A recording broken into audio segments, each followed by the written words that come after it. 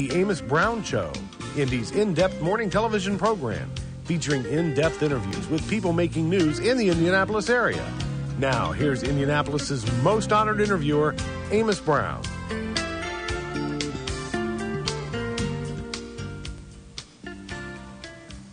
And welcome to another edition of the Amos Brown Show. I'm Amos Brown. Glad to have you here. In our second half hour, a good friend returns to the Amos Brown Show. Carol D'Amico, when she was here in Indianapolis at the Hudson Institute, was a frequent guest on our program talking about issues of education, issues of workforce development. Then she went off to Washington to the Bush administration to be an assistant secretary of education, where she kind of did a lot of positive work in terms of adult education and vocational education. She has left Washington. She has come back home to Indiana, and she is the brand new chancellor of Ivy Tech here in the Indianapolis area. And Dr. D'Amico will make her first television appearance as Ivy Tech chancellor in our second half hour. We've got some other surprises as well. But all this year, one of the things we're going to try to do, not just in January and February, is to bring African Americans who are achieving in unique and different ways, sort of like celebrating Black History Month, but not just in February. And the folks over at the Indiana University Medical School, they sent me notes, they sent me letters, they sent me emails and stuff, telling me about a young man named Robert Patterson, a third-year medical student who single-handedly helped to organize this year's IUPUI Black Student Union Dr. Martin Luther King Day dinner, and their speaker, we'll tell you about that in a little bit.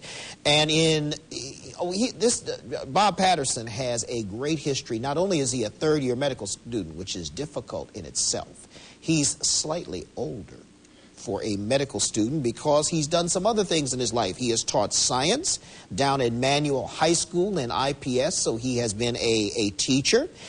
He has not only attended DePaul University, where he received a degree in economics and philosophy, he earned a master's of business administration at IU.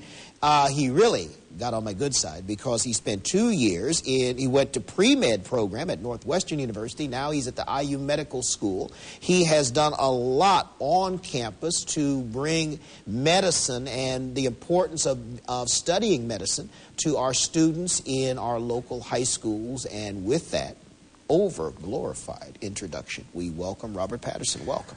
Thank you. Thank you very much. Glad to have you. Before we talk about your life history, we make this like this is your life, let's talk about this event on Dr. Martin Luther King Day. When this was originally scheduled, I figured, okay, it's the annual IUPUI Black Student Union dinner. By the time somebody comes on, they still are going to be hustling tickets, but there's not a ticket to be had. Not this year. We did a wonderful job of promoting this, and not even promoting it. It promoted itself. And this is because Dr. Ben Carson, who was already world-renowned for a lot that he's done, but he did some things in the annals of medicine a few months ago in terms of trying to separate Siamese twins. Yeah, that was the most recent attempt, tried to separate Siamese twins in Singapore, and unfortunately that wasn't successful, but he's been actually, I think, the only physician, definitely the first one, to actually successfully separate them to the point where one or both of them went on to survive. And so that was done, I believe, in 1987 when he did his first successful one, and since then he's also completed another surgery. He has been a best-selling author of books of combining his medical training and his faith. Is that something that is apparent in medicine today, that combination of faith and science? It's apparent in my life. It's apparent in the way I approach it. And to be honest with you, a lot of the physicians that I've worked with, I had the opportunity to work with at IU School of Medicine, I would say that they definitely go hand in hand. To not have a spiritual background, to not have a good understanding of where we fit in this, that we are somewhat servants, we are servants, and we're instruments, I think it'd be very difficult to be an exceptional physician. In past years, the Dr. King dinner seems that the undergraduate African-American students, the undergraduate BSU, has been on the forefront. This year, it kind of seems like the med school's involved. Is that because how did you get hooked up in this? Because being a third-year medical student, I thought you barely have time to study, much less do extracurricular stuff. That is exactly true, and I'm still in that same situation right now. But the way it really happened was I was privileged to be appointed by the dean to serve on the Diversity Council. Diversity Council is a group of physicians and students within IU School of Medicine that are concerned about issues of diversity in our education. I was also elected president of the Student National Medical Association for IU, which is the Association of Minority Medical Students. And in those two positions, we just wanted to bring a speaker in for the MLK Day celebration, which would focus on issues of healthcare disparities and really go towards those issues.